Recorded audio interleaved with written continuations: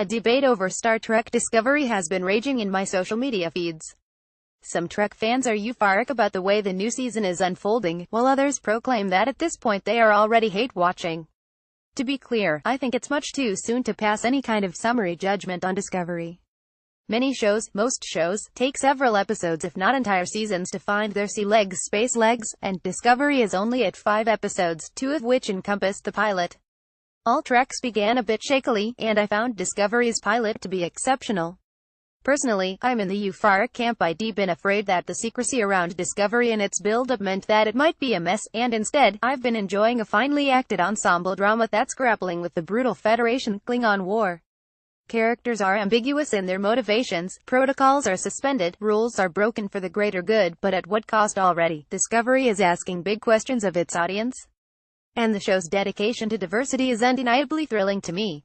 People of color are in almost every scene, important women abound, and we finally have our first LGBTQIA main cast couple, played by Anthony Rapp and Wilson Cruz, which is like a little gift to old-school Rent fans like me every time they're on screen. Sonequa Martin Green, in the lead role of Michael Burnham, is riveting, and her Vulcan-trained logic is perfectly matched against Jason Isaacs' mysterious, many shades of grey Captain Lorca.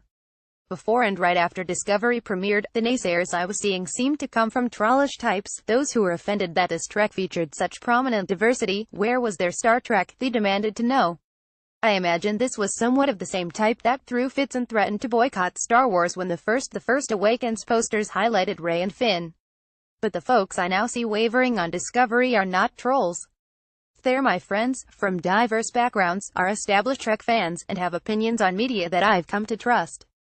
So what's going on here? When one of my dearest friends posted that she was grumpy about Discovery, and several of her friends agreed, I asked why. Here's what she said: I didn't really want a grimdark Trek. I don't like what they did to the Klingons, and there are too many plot beats that go you shouldn't do that. My scientific expertise says this is a terrible idea. But I am the captain, damn it, terrible things happen, rinse repeat. Sonequa Martin Green is fucking great and is trying to carry this show all on her own, and I want her to have a show actually worthy of her, but at least for me it isn't it yet.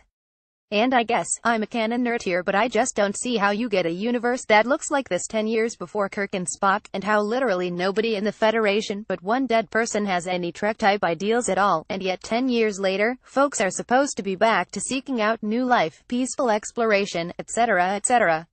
Maybe this is just the most chaotic neutral 12 people in the Federation, but I'm confused about their motivations, even in the world we're given. I think that these are totally valid criticisms of the show. I also really don't like what they did to the Klingons and find the endless scenes in perfect Klingon to last a million years. I also agree that we're already reaching a poor formulaic setup where one character warns someone not to do something, they do it anyway, and bad things happen. This is only lessened sometimes by Discovery surprising you by going somewhere else entirely. But what it might eventually come down to is that grimdark note: you either want a Star Trek that's currently walking a morally fine line and often pushing it, or you don't. Nobody's wrong here, it's a matter of personal taste. I'm the kind of person who tends to jail screw the Prime Directive at the TV, so maybe it's more a matter of personality. While Discovery may feel like it's part of our current gritty reboot culture, at least it's a gritty reboot done with a considerable amount of thought as to why there's so much darkness. This is a future at war, and in wartime, most people really are chaotic neutral in order to survive and carry out orders. That doesn't mean they'll always be this way. One of the strengths of Star Trek has long been episodes that slowly reveal our characters' backgrounds, families, loves, and losses. No character was ever born into Star Trek whole, and I believe Discovery has done a good job of showing us who everyone appears to be, while promising that there is richness to be mined underneath. I think what a lot of people are missing right now are those moments of levity that made Star Trek feel like home poker games with the crew, drinks at 10 forward or at Quark's, costume dramas in the holodecks that inevitably malfunction and trap our heroes in a fantasy world within a fantasy world for a while. People smiling at each other. But just because Discovery hasn't gotten to have much fun yet doesn't mean it never will. The end of Sunday's episode seemed to hint at the mirror universe, so there's that. This war won't last forever, and our new crew is on board a science vessel that is primed to plumb the final frontier's unknowns. I think Discovery deserves our attention and a chance to grow and show us what it's really made of.